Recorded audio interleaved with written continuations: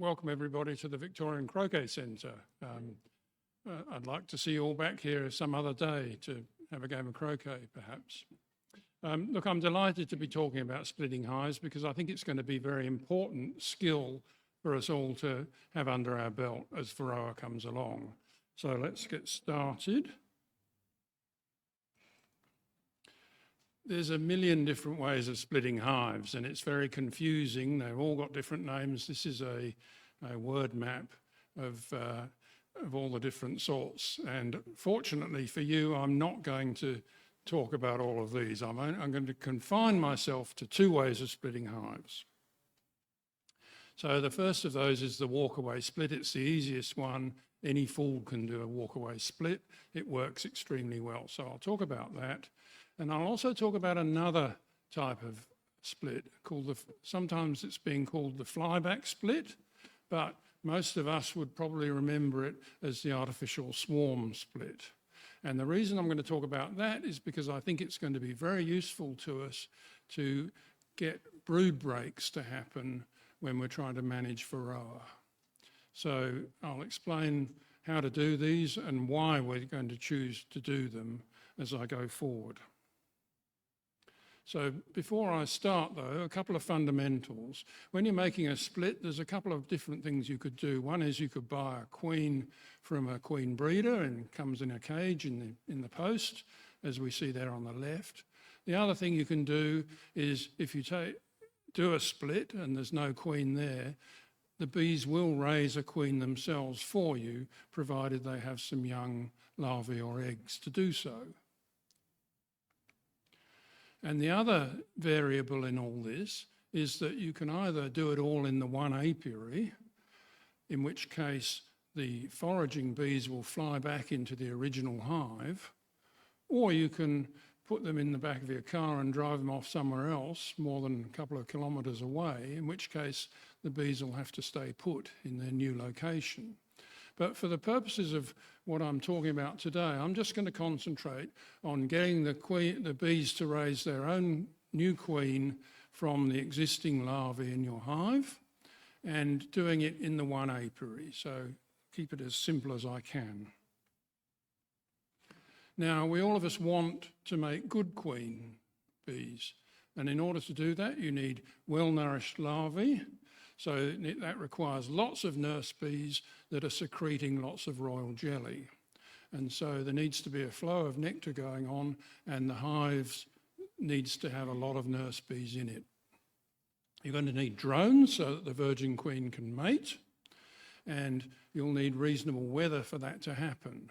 Now, we don't normally have a problem with that because the weather here is good, but if you're in Scotland or somewhere, you can often get a couple of weeks of rain and the mating is unsuccessful. But to have the drones, you probably need to be early in the season. So from September, say, up to Christmas, there's lots of drones around and mating is almost guaranteed. After that, there may be a few drones still around, but your chances of failure start to increase a bit. So preferably do your splits in that first half of the season. Now, this is a walkaway split, and if you see there on the left, there's a double brood box. It's got a queen in there, it's got some flying bees that are the darker brown ones, and it's got some nurse bees that are the lighter yellow ones. And it's a double box, as I say. You start off with a nice, strong, populous hive on two brood boxes. And you just take the top one off and shove it to one side. About 1 or 2 metres to the side is all you need to do. And you don't even need to know where the queen is, because as long as there's eggs and young larvae in both boxes, whichever box hasn't got the queen is going to have, say, there's an emergency on, we've got no queen, and they'll raise an emergency queen. So we might want to equalise the two boxes up a bit and shift some of the frames of brood from one to the other to make sure that they've both got plenty of resources in both, but that's basically all you need to do. No need to find the queen, and it will the queenless half will raise some queen cells, some emergency queen cells. Sometimes what happens is most of the flying bees go back to the queen right half of the two splits. And so you might want to do a trick, which is to swap the boxes' locations around, and that way you'll divert foragers into the weaker of the two hives. But basically, that's all you need to do. It's dead easy, and as long as you've got a strong hive to start off with, as long as you ensure that there are eggs and larvae in both boxes, that's basically all you need to do. It only requires one visit to the hive, simple to perform, don't need to find the queen, which hands up who has trouble finding the queen. There's a lot of hands there. It only needs the one visit to the apiary. You go in, do the split, go away. And so the one caveat I'd say is it may not provide ideal queen raising conditions. If the queenless half is a bit weak and not very many nurse bees, they might not raise the best of queens. But other than that, it's a perfectly reasonable and sensible way to make a new hive. So now let's move on to the second of these two that I've took. So recently it's been called a flyback split in some of the bee source internet forums. But when I looked at this, I realised that this was actually just what we know as an artificial swarm. So when you go into your hive and you find it's full of queen cells and you say, oh my God, what am I going to do? You would normally make an artificial swarm. And what you do there is you move the hive to one side and you move the queen back, and that's the artificial swarm. So it does require that you find the queen, but it should, if you do it right, provide you with very good queen raising conditions, because you can make sure all the nurse bees are there raising the new queen. And the key to this that I'm trying to stress is that it will provide you with a brood break which can enhance your future varroa treatment. So we'll talk about that. In order to just understand that process, we need to know a little bit about mite biology. You're going to know a lot more about it later on this afternoon. But basically the mites are distributed between the adult bees, that's the phoretic phase, so-called, and there's a lot of them in the cells on the pupa, capped over in the cells. And those mites that are in those cells are not really accessible to things like oxalic acid treatment. And the proportion of them is between 40 and 75%. So a lot of the mites are tucked away safe and sound under a cell capping, and your treatment won't be effective. But if you can do a brood break, you can make you can force all the mites out of the brood and into the phoretic phase, because there's no brood around, and therefore your treatment will be much more successful. Let's have a look at this. So the flyback or artificial swarm or brood break split starts like this.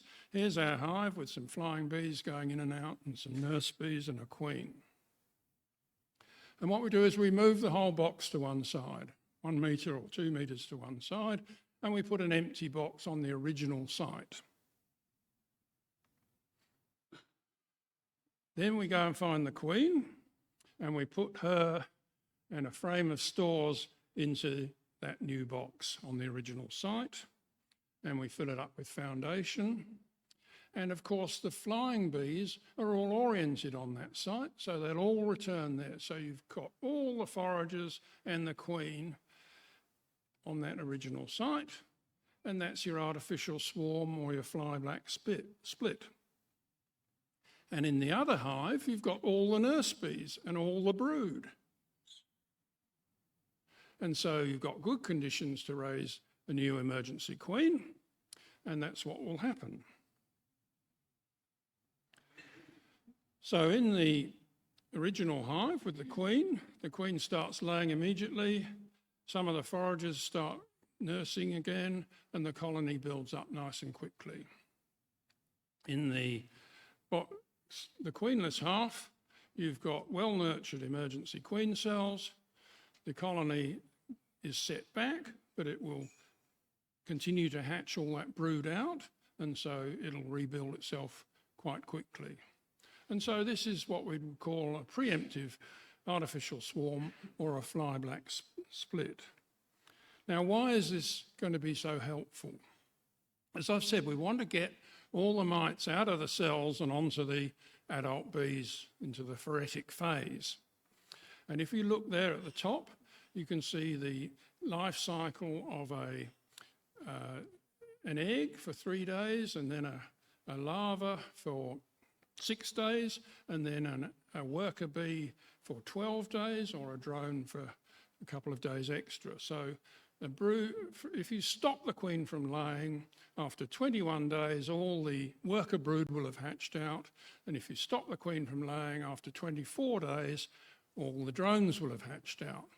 Once they've all hatched out, the mites are all on the adult bees. So all we've got to do is stop the queen laying, and so we do that by putting her in a cage. On the right-hand side there, you can see a little queen cage that hangs inside you cut a square out of the frame and put out of a frame of brood and put the cage in there, put the queen in that and leave her there. So the hive is not queenless, it's just the queen's not able to lay. Alternatively, you get a cage as shown there on the left, which takes a whole frame. Put the frame in there, the queen can continue laying on that, but after a couple of weeks, you'll actually take that out and stick it in the freezer with any mites that are attracted to it. And as you see there, at day 23 or 24, you treat the bees. And at that point, all the mites are out on the phoretic phase, and your treatment will be much more effective. So just to summarise then, splits are a skill that we've all got to master. It's going to be particularly important. If you're a prudent beekeeper, you're going to expect to lose a few hives as we go through the varroa coming in. The feral colonies are all going to be dying out. The beekeeper down the road who's not doing the right thing is going to be having his hives die out.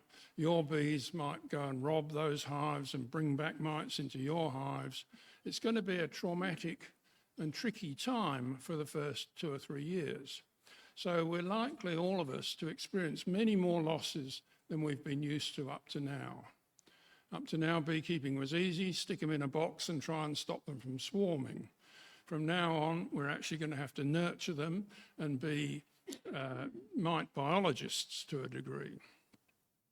So the prudent beekeeper's probably going to keep their numbers of hives up by doing a couple of splits in the spring and making sure they've got some spares so that you don't have to go cap in hand off to the local bee seller and buy a new box of bees.